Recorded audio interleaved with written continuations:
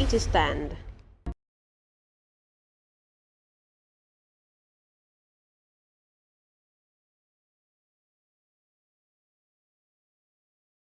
Mike, before the now, I did mention on this platform that when there was this rumor mill that President Bola Ahmed Tinubu has a case to answer in the US, arising from a drug case and other related issues. And I said one thing on this platform. I said, where were the US government when President Bola Ahmed Tinubu was running for an elective office? Why didn't they bring all these allegations to the fore then and stop him from contesting? And I have my reservation concerning US disposition to this. And also, you might be privy to another statement that says that Nigeria will cease to exist by 2015. I remember many years back, it was said that Nigeria will cease to exist as one entity. And all these things goes to show that all is not well with Nigeria body politic. And when you look at all these things arising from US government and what international observers have said concerning this country, you will know that we are not doing what is expected of a democratic nation. And as such, and I believe that it's even happening evident in the administration of Bola Ahmed Tinubu, because he will say we are practicing democracy in its true form. All these one-sided approach, lopsided appointment and what have you will not have a reason. And I want to believe that by and large, whatever Trump said that Nigeria is a country of particular concern, even also accentuates everything that I've said on this platform. And I want to believe that Trump need not tell us. We ourselves standing, we know that Nigeria is a country of a particular concern. Because when you look at it, it concerns you and I, not Trump in US. What are Trump going to do if everything goes the other way? Because you remember the implosion that happened during the Rwanda genocide, between the Tutsi and the Hutsi. And I'm afraid, you see, when Christians are being killed in Nigeria, it's not only Christians, some Muslims who were also killed. Because, the whole genesis of bombing and terrorism started with people using bombs. Some people will wear hijab all in the name of cladding themselves from head to toe without knowing that they are explosive hidden underneath. And all these things goes to tell you that the body politic, all is not well. We have a lot of things to be concerned about. And I believe that must have informed Trump-led government and the US government for saying so. And I believe that he is in line. It's not left for the country to do the needful and see that we move out of that mode that we have been seen in the public eye of the international community. But why is it now that Nigeria is being labeled as country of particular concern? Yes, the killings have been going on. The killings have been going on for years. And the proportion, if we are to measure the proportion, you see, of the killings by successive governments, we've not had it so bad. Like this? Like what we currently have now. Are you sure? Yes. You can check. You can fact check. Because you and I know. The other time when the military hierarchy moved their seat from Abuja, they said they were going to be in the Middle East. Probably the Benue Plateau axis. The day they moved, the following, even that night of it, there were still some massacre. You understand? Then you now tell me, are we not a country of a great particular concern? It concerns you and I. Everybody, you can see people are moving in droves, leaving that enclave down to where it is seemingly safe to continue their daily life. That is where you see. Okay, look at the area where City Star is currently standing. See a lot of bike men. You will watch. These are people from the other side. You can hardly see people from this extraction here that are doing this business. Even if they are very, very insignificant compared to the larger number. And when you continue to see, I think it calls for concern. So we don't need to be told. We know that the fabric and whatever hope or wish our forefathers had then for Nigeria is being turned to shreds. That is why we see that Trump is in line with whatever he has said so far. I want to give kudos to you. But is there anything the government can do to remove Nigeria from this list? Yes, Nigeria can do a lot because the whole essence of governance is to be representative, and the citizen has to be at the center of governance. If it is not people centered, then what can what business does anybody has to do in the service of power? And I believe that once governance is about the people and the people are feeling the effect, I think you can begin to say yes, we are heading somewhere. A situation whereby the ruling elite, they distance themselves. They seem to be living in the moon while we are on the earth. You can see the distance, Mike. It's about a lot of millions of kilometers away from the earth, and that is not good for a good democratic experiment, of which we all envisage and we all hope for. This issue, should we Nigerians see this as diplomatic warning, by the U.S. Government, or see it as an interference in our internal affairs? Well, thank you, Michael. Much as I don't want to believe that indeed it's only Christians that are being killed. We've had other people of religious extractions being killed in the country, but we can't also ignore this concern that is being raised by the U.S. government. We must also admit that there could be political undertone to what is going on now. Perhaps maybe there is no very serious relationship between the American government, this current administration, and the current administration of the U.S. It seems to be not cordial relationship as at now. Perhaps that is why they are giving this report a very serious attention now. But also, I think we must not equally ignore the fact that more Christians have been killed in this country than any other religion, and the facts can be checked. Especially if you look at a Christian-dominated area that are very close to the north and the core north, from Borno to Adamawa to Taraba to Kogi to Bauchi to Plateau, and all of these places, there seems to be a systematic killings going on in this, and that has been happening for years, more than a decade, if you ask me. And that calls for a serious concern, that it seems there is an agenda going on by some Islamic radicals to take over these places. So the report that we have been designated as a country of a particular concern, indeed it calls for concern, and not just a particular concern, a very serious concern. And over the years, unfortunately so, I think our leaders have played a lot of politics around this issue. They have not taken it as serious as they should. Don't forget when the Chibok girls were even kidnapped. We have hundreds of girls taken from that community, Christian-dominated community. We must put it right. 90% of that place are Christians. Don't also forget, on May 12, 2022, there was a Deborah Samuel that was stoned to death at the Shehu Shagari College of Education in Sokoto on the ground of blasphemy in a country that is not an Islamic nation. That lady was stoned in an higher institution where people should be reasonable, stoned to death in the full glare of the public. Recorded, the videos are still online.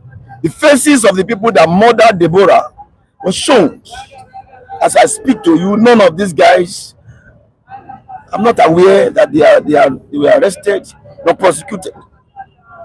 I am not aware that the Sultan of Sokoto made a categorical statement to condemn that dastardly act.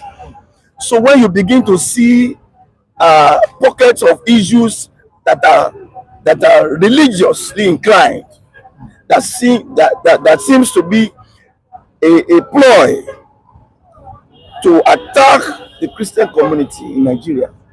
So for me, I think I'm not too surprised about this report, and I'm not too surprised about the category that the US government has placed us. Because unfortunately, it shouldn't be, as my brother said, it shouldn't be even the US that should have seen this as a concern. The nation at large ought to have reported this matter as a serious concern, going by the kind of systematic killings that are going on, especially the Christian dominated areas of the north.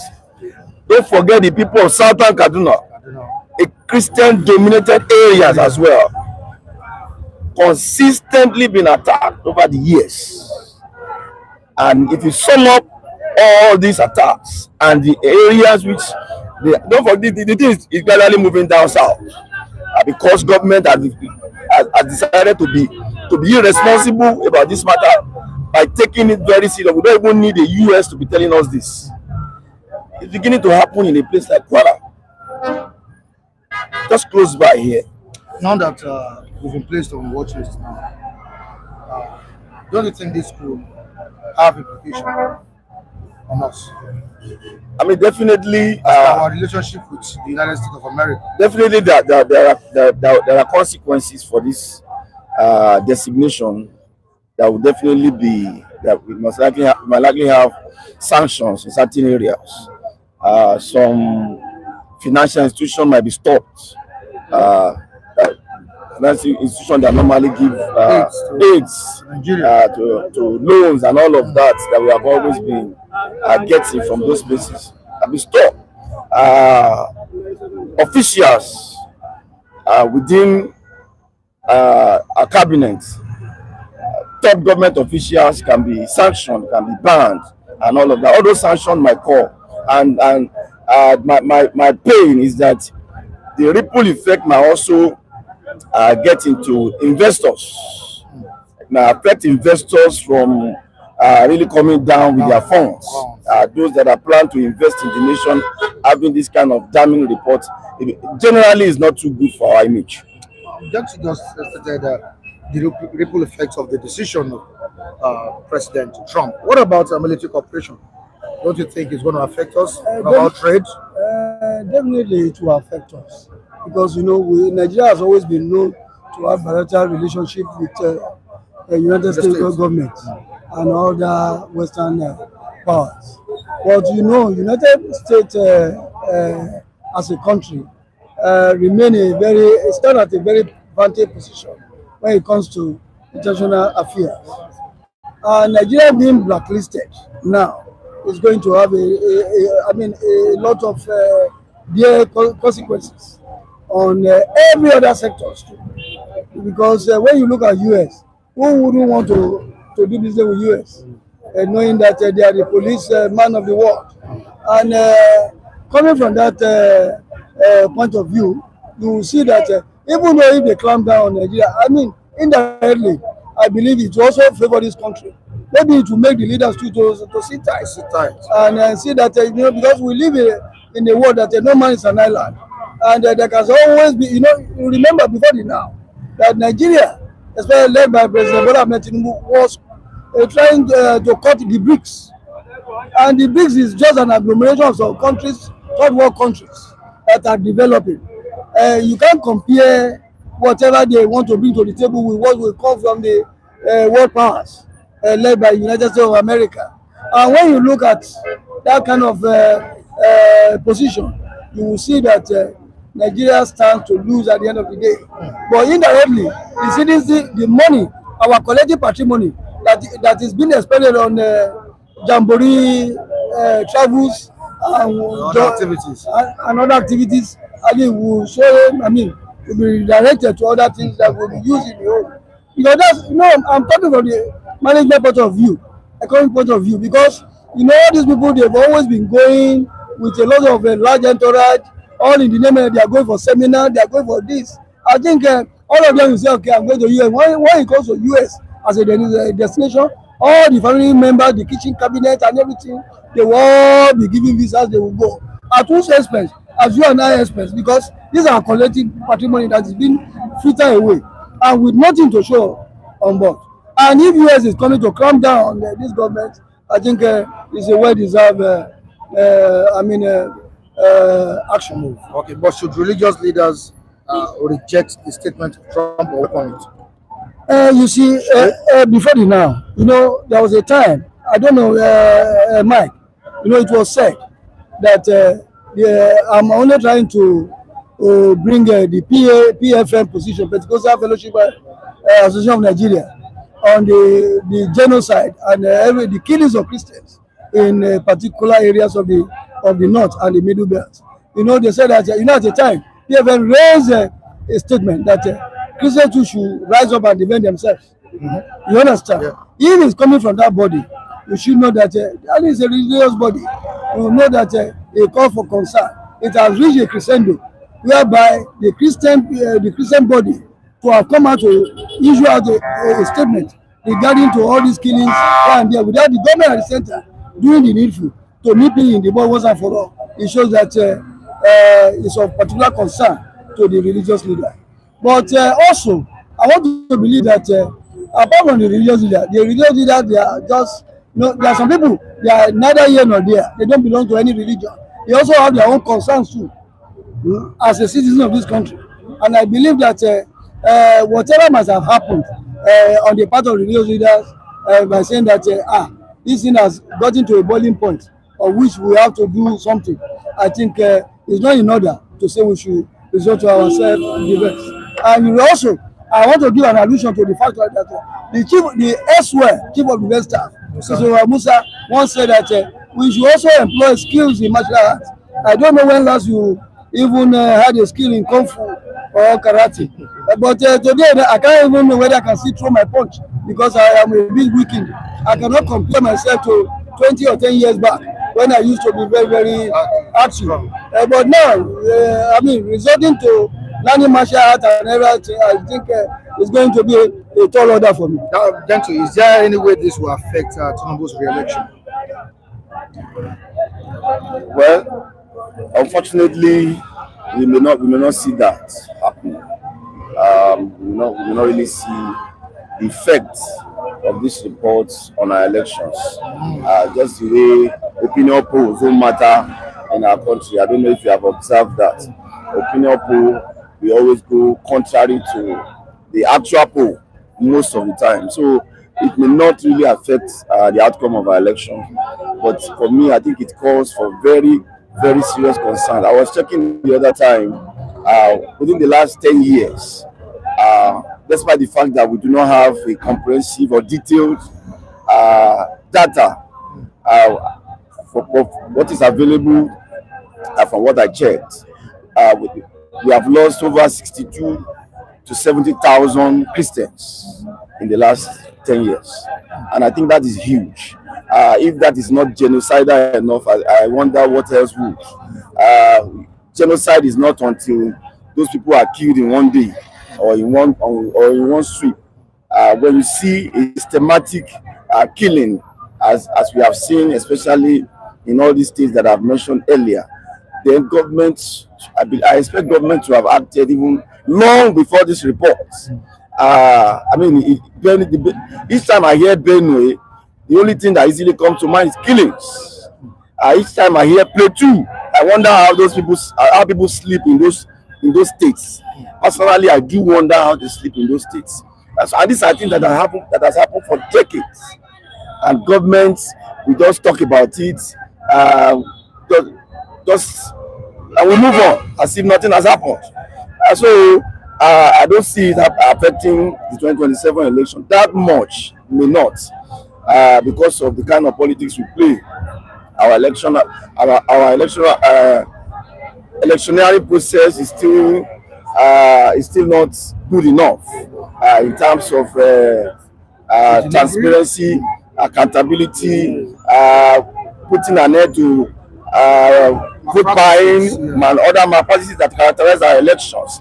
All these ills may not really allow such report to play out. Ordinarily, it should have played out, but all these ills that we see within our electoral processes may not allow the reports to really play out in our elections. How will the opposition take advantage of this decision by President Trump? You see, yes. I want to take you back memory lane, a recent time. When the whole jostling for power and campaign started for 2027, the only name that came to the fore was Obi. Then the question that arose was that on which platform is Obi going to run? All of a sudden, we just started seeing ADC. ADC that was nowhere to be found in the pecking order of the party that is really serious to raise power suddenly became the spotlight.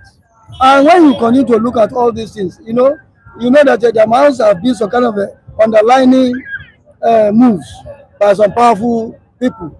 And you also saw how the ex chairman Ravoke Wosu already resigned to pave way for the so-called gladiators of the ADC as of the now to take reins of governance. And you will see that all this could not have been connected with some clandestine move, which is not known to you and I. But I believe that when something of such comes on board, you can see, there's nothing that happens in Nigeria today that does not have any foreign input, especially from the colonial masters and the powers that be. But I want to believe that opposition might catch on the opportunity that since Bola government has been blacklisted by U.S. government, it will also be a kind of a point that the opposition will use in campaigning against the government. And it shows that everybody, they say the more the merrier.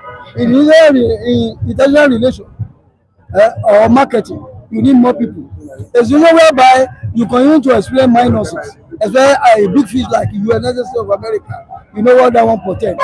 It does not portend, there's no glimmer of hope in that regard. You recall during the time of Obama, when Obama had sway, when the LGBT issue came up, and they said that Jonathan would not budge to whatever the US government were pressurizing to sign a bill. So they have their own peculiarities, we have ours. It's usually whereby you want to load your own ways of doing things on us. It is not. It's a no. And that was, and you remember, and you know what really became the outcome of his election. He never saw the power. And I think the same thing might also be likely be playing out in 2027 as a result of what we are seeing now. And I believe that is a point that we have to look keenly. All right, let's move down to the comment section. Gandhi Okeke says it will have an effect in our election. The next president of Nigeria should be a Christian. The next president of Nigeria should be a Christian. Can I just I have this nationalist fervor or blood flowing in me. I don't want to know whether it is a Christian or a Muslim or a secular person that doesn't even belong to any of the religious body. As long as you have what it takes to rule a state or a given confine and to deliver, I will always align with you. It's not about being a Christian or a Muslim, because in the history of this country, we once had a Muslim leader and there was cohesion in the land. And people coming up with all this ethnic and religious background in teaching their decision over a particular issue, I don't think I want to align with that. All right.